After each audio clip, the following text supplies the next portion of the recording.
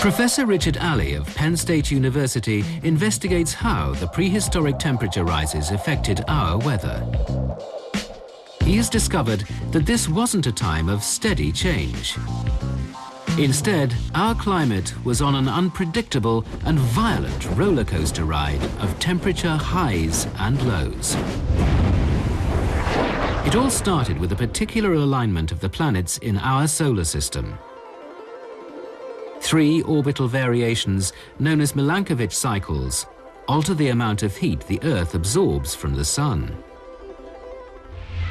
The first Milankovitch cycle that Alley considers is obliquity. The Earth doesn't stand straight up relative to the Sun, it tilts. Currently, it leans at an angle of 23.5 degrees. Imagine Alley's head represents Earth, and the lamp is the Sun. So here's the equator going across my nose and the North Pole sticking out a bald spot on top of my head. If the North Pole was straight up relative to the Sun that I'm looking at, I could never get a sunburn on my North Pole bald spot. In fact, the North Pole is tipped over. Right now it's tipped over about 23.5 degrees. And because of that, I can get a sunburn here, and you can have sun in the Arctic in the summer. But the angle of tilt varies over time. It nods a little bit. And when you nod farther over, it's more sun at the North Pole, and this is the time when you melt ice. And when it looks up, the sun is at the equator, less at the pole, and this is the time to grow ice.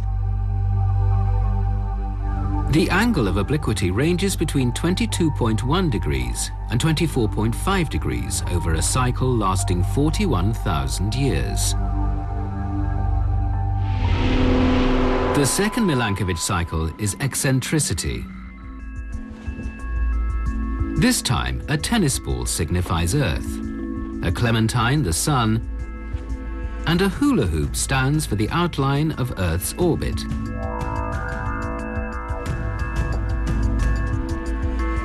The Sun's gravity pulls Earth in a nearly circular path. But when we move closer to Jupiter and Saturn, the gravitational forces of these 2 planets stretches our orbit into new shapes. It goes from being almost round to being quite squashed and back to almost round. This changes the distance that the Sun's heat travels to reach the Earth.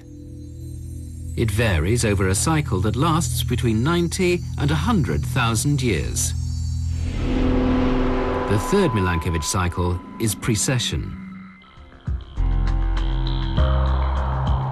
Precession is caused by the fact that the Earth is not perfectly round. The real Earth, when it spins, bulges just a little bit at the equator. It certainly doesn't bulge as much as this one, but that bulge is acted on by the gravity of the Sun and the Moon, and one of the things that does is causes it to wobble around in a circle. Just as the spinning top wobbles towards and away from Alley as it winds down, the axis of the Earth wobbles close to and away from the Sun. The toy completes its wobble in seconds, but the Earth takes between 19 and 23,000 years to go through a complete precession.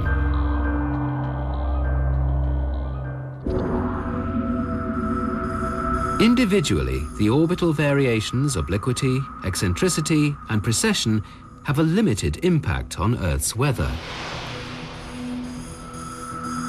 But over a 100,000-year cycle, these 3 oscillations combine to cause major temperature changes, leading to dramatic variations in global ice volumes. Ice ages, caused by changes in the Earth's orbit, have been a regular part of this planet's climate patterns for billions of years.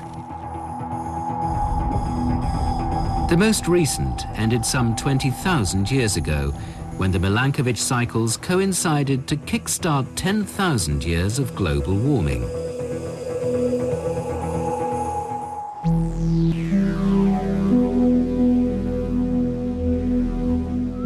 Ali investigates the changing weather during this great thaw at the end of the last ice age.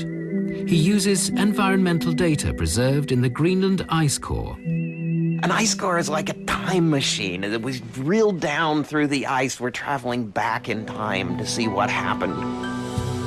Ali and his fellow time travelers make a shocking discovery. Earth's weather became hugely unstable at times during the 10,000 years of global warming. Temperatures rose by 6 degrees Celsius overall. But this was not a steady, gradual increase. The climate made a series of sudden short-term flips, dramatically switching from warming to cooling, and then back again. What we're finding is that sometimes the climate is controlled by a switch. You push on it a little bit and nothing happens. You push it a little more and it flops.